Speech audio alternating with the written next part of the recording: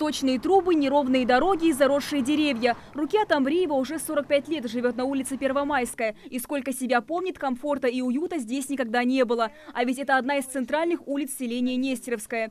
Мириться с беспорядком женщина не стала и принялась своими силами благоустраивать родную улицу. Этот каменный мостик появился на месте водосточной трубы. Раньше в ней текла родниковая вода, и ее пила вся семья, вспоминает Рукият. Но в последнее время вода стала грязнее, а труба лишь собирала мусор и уродовала своим внешним видом всю улицу. Рукият самостоятельно придумала дизайн мостика и вместе с детьми превратила старую водосточную трубу в место, которое не только радует глаз соседей, но и стало самым любимым фоном для многочисленных селфи молодежи села. 10 мостов сделать и весь разговор.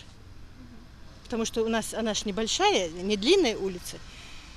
Несколько мостов сделать и будет красиво. Однако еще десяток водосточных труб, а также старые остановки продолжают портить внешний вид улицы Первомайская. Поэтому, когда началось голосование проекта «Комфортная городская среда», местные жители дружно отдали голоса за свою территорию и вошли в тройку претендентов от селения Нестеровское на благоустройство общественной территории. Местная администрация уже подготовила проект благоустройства улицы на 9 миллионов рублей. Не забыли и про мостик, придуманный Рукият Амриевой. Вот таким образом будут оборудованы все переходы по всем улицам.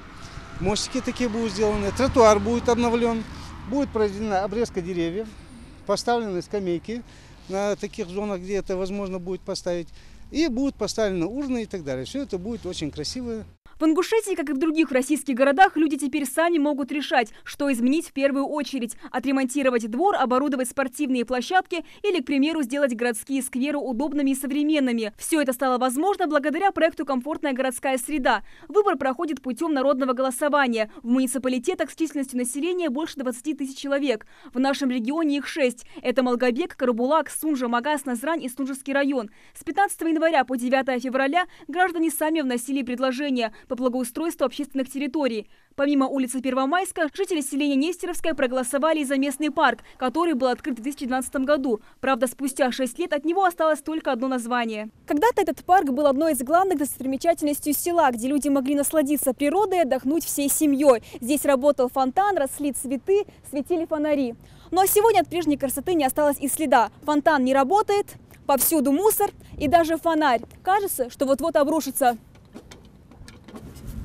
Результат столь плачевной картины – невежество некоторых жителей, рассказывает глава села. Люди разбросали мусор, испортили часть лавочек, а некоторые даже выгоняют сюда домашний скот. Однако все изменится, если парк победит в народном голосовании. Во-первых, обрезку деревьев. Они довольно-таки уже возрастные деревья, поэтому необходимо там провести культивацию такую. Затем посадить красивые газоны, сделать газоны. Поставить новые скамейки, обновить все, что касается освещения, сделать спортивные площадки. Вот в одной стороне, в южной стороне части парка мы хотим сделать красивую там спортивную площадку. С этой стороны будет красивый такой, тоже уложен цветочный такой газончик. И будем надеяться, что затем сделать ремонт, такой текущий ремонт, тут небольшой ремонт необходимо сделать при входе и так далее.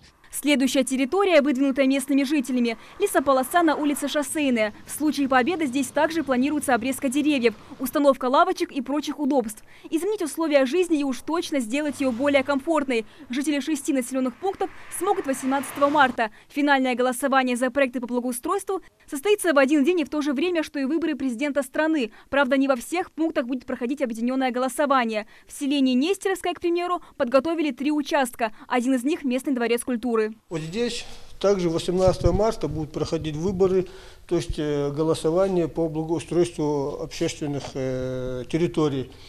Здесь у нас, вот мы сейчас заготовили, уже они в принципе готовы, будут висеть эскизы, то есть наглядная агитация, документация, каким будет территория. И жители будут в этот день приходить и делать свой выбор. Для реализации проекта Ингушетии было выделено 99 миллионов рублей. В прошлом году в рамках проекта формирования комфортной городской среды, который реализуется по инициативе партии «Единая Россия», в республике было благоустроено 44 дворовых и 13 общественных территорий. Амина Бокова, Хаваш Гойгов, Новости 24.